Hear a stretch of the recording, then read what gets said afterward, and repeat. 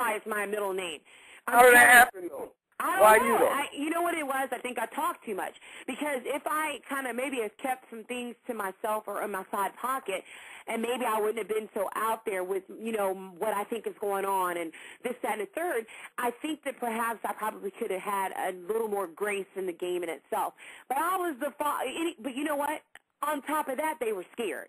Because apparently, you know, Michelle, according to her, I was the reason why everybody left before me.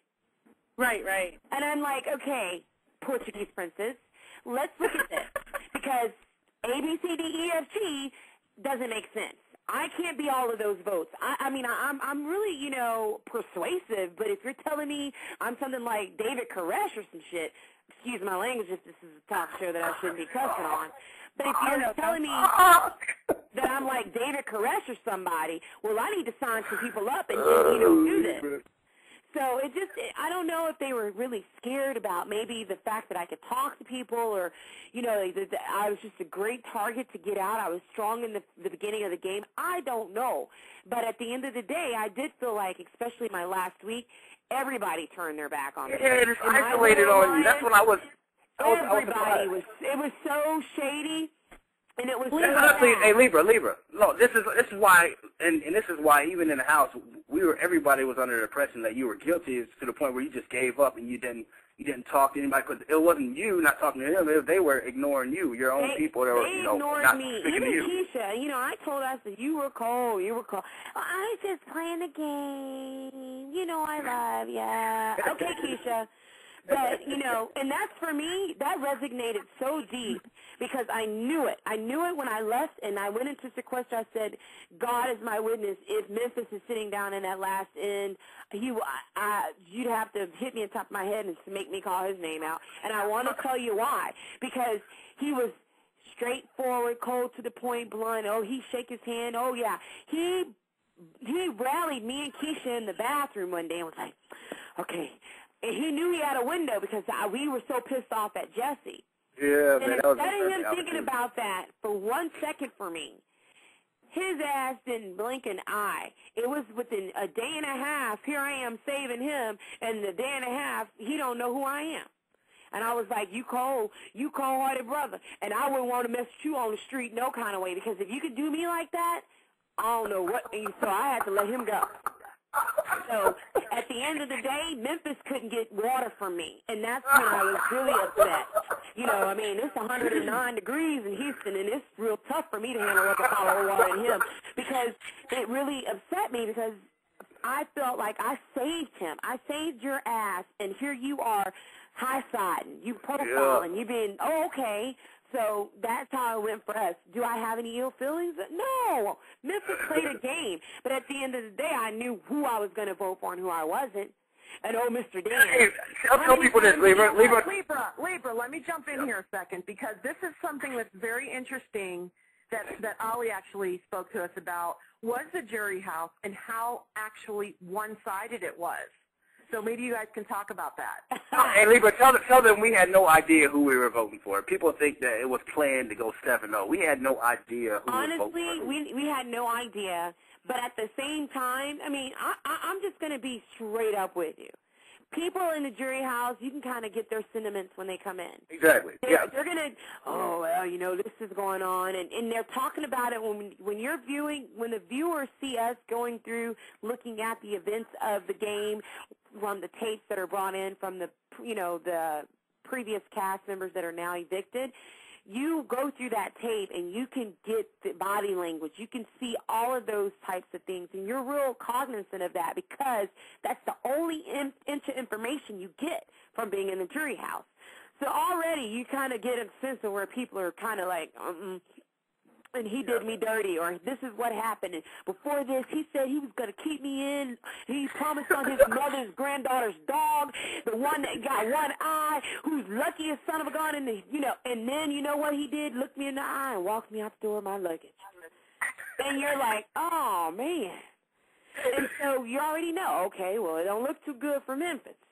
So everybody had their own preconceived notions. It came down to one fact, and I'm glad that our season and our jury members took this approach. It just basically came down to who played the best game, and it's no question that Dan, he played the game to a T, and you had to congratulate him for it with $500,000. And if he didn't get it, it would be injustice to him if he didn't receive the money. So personal feeling decides anything. Dan studied the game, honey. Dan tried out about 15 times. Yeah, that's why we all noticed that. 15 times. He had a book. Like, Dan probably had, like, in his football playbook, he probably had, like, a book of, like, Big Brother plays. He probably was studying that stuff in his sleep. Just like the time we're out there hollering, and F you and your mother. And then here I am, Dan, you okay, Dan? Yeah. You all right? He played it good, man. He winking at the camera when I walk out because he's such a wounded dove. And I'm like, what? Yeah, I thought it was funny. Dan played it. He played it good to the point where he got a lot of sympathy from the house guests. Oh, and my for God. anybody to see that, he played it to a T. When you watch it, you can't do nothing but laugh because you it's almost wow. have to laugh at yourself. Like, he would come up with stuff, and you're like, Dan, you're really retarded. I'm telling you, I knew Dan was America's player. I told everybody in the house. Nobody wanted to listen to me. Libra caught that. She caught that from day 9. She caught that from day 9. And Dan, he dodged it good too, though. He dodged the whole heat from everybody because Libra got everybody on the tip. I rode him like a donkey. I'm like, Dan, you're doing crazy things. Dan, what's going on? And there he is. Anybody hugging on Jesse right there, you know something up. Right. But anyway. And we already knew he was something going on. And, Ollie made a point. There's a bunch of A-type personalities. We're all go-getters. We got big egos. We have a point of view. We've got something to say. However, I will tell you, I refuse to get into that political conversation when they started talking. Yeah, I want to know why you didn't do that, Libra. Why didn't you do that? I couldn't let him have it because I knew the truth. The truth was going to happen. We have been railroaded. People can't even see out of one good eye. We were walking around here for 8 years wondering if the world's coming to an end, and you're going to think so, Joe? I don't think so. I wasn't voting for her. But you know what? I couldn't tell them that. So I just sat there and I listened, and I walked out. Libra ran. She sprinted out. She ran out because she knew she wouldn't be able to contain herself if she sat there. I couldn't do it during all that and just keep her mouth closed. And there's I remember you talking anything political. Why wouldn't I? It was one time we were all sitting at the table. I think it was everybody was there pretty much. Everybody. And Rennie started to talk a little bit about politicians, how she loved George Bush, and then you think and Jerry gave us 2 cents, and Dan was trying to prompt Libra to talk more about it. To get under her skin a little bit, because I think he knew where, her perspective of everything. And then that's when she just got up and ran out because she didn't want to ruffle any feathers. And that's the thing. Like, it's so big. It's so outside yourself. You that game, you have an agenda. You got a game plan. You're going to let him have it. You've seen other seasons except for Ollie. But me, I walked in there. I had my little suitcase. I was getting ready to be Susie Q on the job. You don't know what's in that house waiting on you. You don't prepare for a Jesse.